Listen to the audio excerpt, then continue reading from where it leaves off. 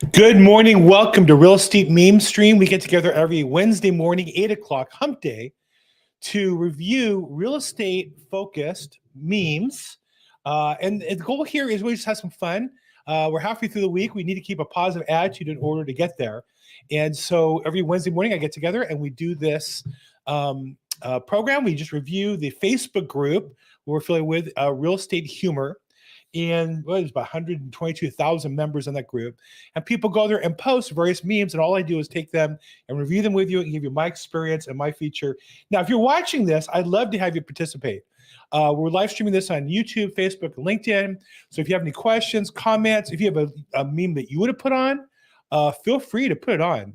But if you put comments onto the social medias, we will catch them and I'll put them on as well. I see you on Facebook. I see you in the Facebook group. I'd love to have you participate. Okay, let's. With that said, the goal is to have some fun. Let's bring on the meme stream. I like this one. When no one shows up to your open house, you're like, "Yep, he's all dressed up," and yeah, it's tough. Holding open houses when nobody shows up, it's uncomfortable. So yeah, I've been there. Anybody in real estate at some point has been there. I do open houses now. But there you go. Here's another one. Once you understand why pizza is made round, packed in a square box, and eaten as a triangle, then you understand buyers and sellers. That's a really interesting mathematical question there. We have a square box. There are places that have square pizza. Why is that not caught on?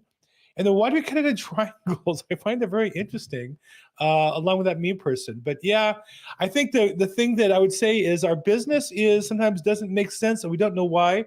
And we just do what we're supposed to do. Okay, here's next. Cash buyer being held up by the listing agent. And there's a conventional buyer struggling, and then the FHA buyer is in the bottom. What they don't have on the very bottom would be the VA buyer, unfortunately, because we should be making extra effort to get veterans and active service members financing houses, but it's tough. You have to know the business, you have to know your craft, and often the lenders aren't very good. And so even though the buyer might be qualified and otherwise great, nobody wants to get their seller stuck in a loan that's not going to close. So there you go. Hold the cash buyer up. I literally had some offers yesterday that fall in that category. So yeah, that's definitely part of the deal. Okay, next. Here's how real estate agents think. You can't get rejected if you don't make any calls.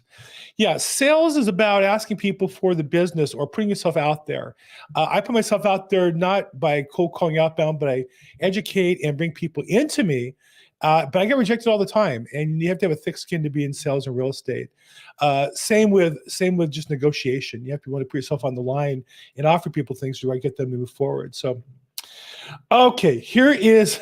Every real estate agent took it, got the license, went through a licensing school, and realized they taught you nothing in licensing school about how real life is. And here's a good meme on that.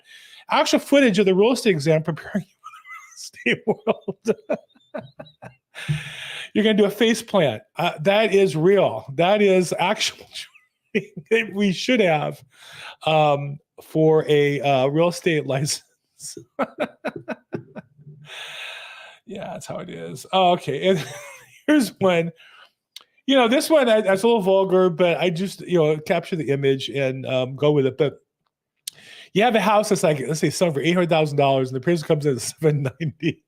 I always want to say to the appraiser, how do you know that $10,000 is the difference? I mean, you're really cutting it fine. They make these assessments and adjustments, and I do think there is something to be said for evaluating and looking at the data, but there's another thing for acknowledging you're just not that accurate. It kind of reminds me of football. If you've been watching games at all lately, they have on TV this line of the first down, but when the guy crosses it, that doesn't count. They tried out these chains, but who put the chains there? Some guy, some 60-year-old referee guy put the chain down 3 plays ago, and now we're supposed to think that somehow that is the holy line of appraisal. And so same here, appraisal. Sometimes I think we give them a little more room to maneuver than maybe they're worth. Okay, here's one. I'm not like this, but I do think it is proper pronunciation. Realtor versus realtor. Realtor is the proper pronunciation. Realtor, one who reels. a realtor as opposed to realtor, which people have all the time. And yeah, there are people who want to slap you for doing that, and don't do that. Don't correct people in mid-sentence. So if they don't ask how to pronounce it, it's not really worth it. I love this meme. I've seen this one a couple times. I've been in this situation as a listing agent where the buyer didn't show the house to their father before they got into contract, and the father shows up at the inspection. The buyer's dad checking every cabinet walk through. Yeah, I've been there for this. I've seen this exact scenario. They climb up, they climb down, they're digging in. It's like you're buying a used house. It's been, it was built in 62 or it was built in 1932 and been remodeled once. But yeah, no, you get these inspectors that want to make it look like, was it a brand new home? And the answer is, okay, and here's another one. So in the world of real estate, we are allowed to collect referrals fees and refer buyers and sellers to other places. Sometimes I do, sometimes I don't. If I feel like I'm creating value in the relationship, then I want to get paid for that. If it's just helping somebody, I don't charge a referral fee. But I always follow up with a form if I'm going to get paid right away. So there's no misunderstanding. So this is a classic. When you send a referral to the other agent and you see the deal closed, pay me what you owe me. Don't act like you forgot. Right, Rihanna. Definitely. As a real estate agent, I always put a search in or put a to-do to follow up and check the status in the MLS or Zillow or whatever. But yeah, people get really emotional about money. Rightfully so, I guess. I guess rightfully so. Okay. Let's see. No, that one I didn't like. We get this one in various forums as real estate agents all the time. In real estate, it's not really a weekend.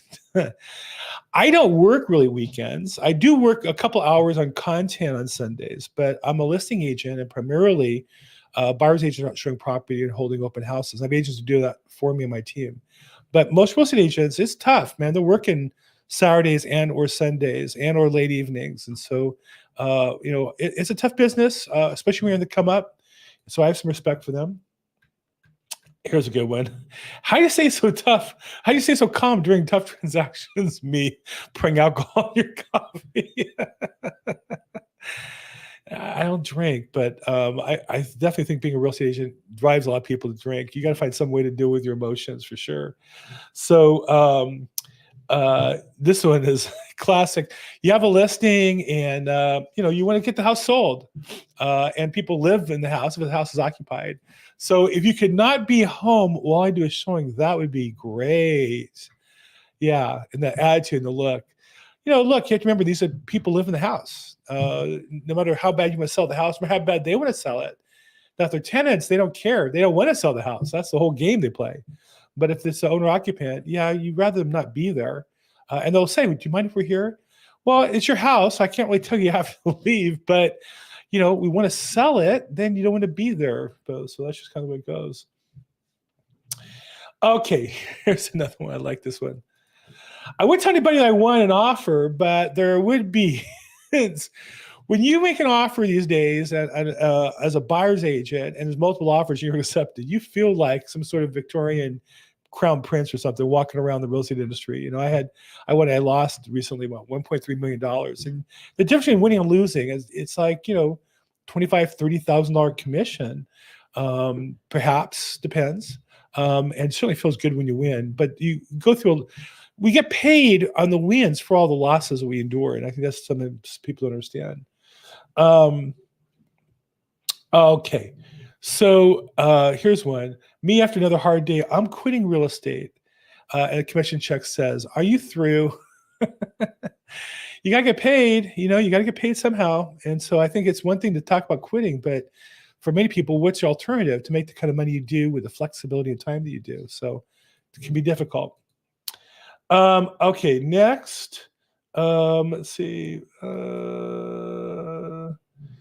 Yeah, this is classic. The client sends me multiple referrals every year, and me. I'm not a fan of her. I was a fan of this show, Suits. I love that show.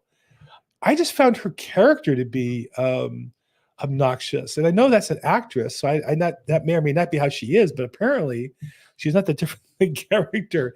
But the two-face of being so in love when you send referrals. Yeah, we all love referrals. Nothing wrong with them. Nothing wrong with loving them and showing love to people and appreciating it. But there you go.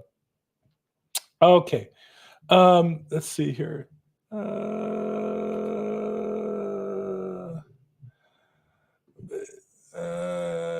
No, let's not do that one.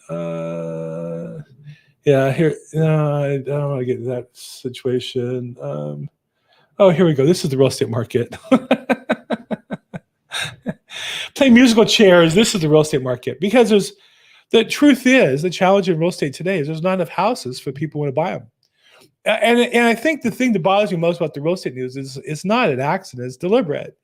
Our government officials want more people renting in high rises than owning single family homes with yards and white picket fences. And so those people who can work hard and save money have to compete to be able to buy a house in today's market, especially where we're not building new houses like California. We just, in my lifetime, stopped building new houses. I don't really know why. And this is a real good one. This is a real good one. My daughter watches, I think, or follows on Instagram various real estate, personalities who are on these HGTV shows and these fancy shows. So this is like reality TV real estate versus the actual real estate. Yeah, and the people I've worked with several other people, stars on various shows, and you can't get there without being hardworking. And I also think without getting along with their agents. So sometimes what I see on TV is just an act. It's an act, right? Because you can act that way and get away with it in the long run. I've done business a little bit with Josh Flagg. I did a little bit I sold the house with Josh Altman's, and they're hardworking guys. They have good teams. They do their job. And I also know Terika Musa, phenomenal guy. And if you don't like them, they're characters on TV for whatever reason. My experience, that's not how they are. They're all likable. You can't build a big business, I don't think, certainly not real estate, without the cooperation support of fellow agents. And so, but it is a grind. It is hard work, and it's not all sitting in. And when they make it look like it's just going from party to party and from open house to open house, for most agents, almost all, in my experience, that's not really how it is. Okay.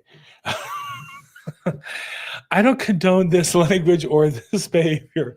My credit's 230. What can I get? I need at least 2 bedrooms. You can out of my office. No, one of my best friends was Greg Frost. He was a mortgage lender in Albuquerque, New York. He was the biggest lender in the state of New Mexico for years, former football player for New Mexico. And he had a practice, which was he would not let anybody leave his office without a don't give up plan of action. He had a sheet with the top said don't give up. It didn't matter where the credit was, where their income was, where the expenses were. He would write out a plan where within a year, 3 years, or 5 years even, if they did certain things, so they paid off debt, saved money, cut expenses, they could buy a house. And I think that's our obligation as real estate agents. In the long run, of course, we build clients, and it's very fulfilling. But in the short run, that's really our job. And so the meme's funny, but in real life, we need to make sure we treat people with dignity. We have fun laughing about it. Maybe our alter ego would like to tell people to leave, but we shouldn't do that. So, okay, that's a wrap up for this week. This is a real estate humor meme stream. We get together every Wednesday morning at 8 o'clock. It's hump day to help us find some humor. Post your memes, tag me in them, send me your memes. If you're watching this on the replay, put your comments in and I'll make a note of them. Let's have some fun every Wednesday, get our day started right, and finish the week strong. If I can help in any way, I'm at Bill Gross Probate on social media. Make today your best day ever. Thanks so much.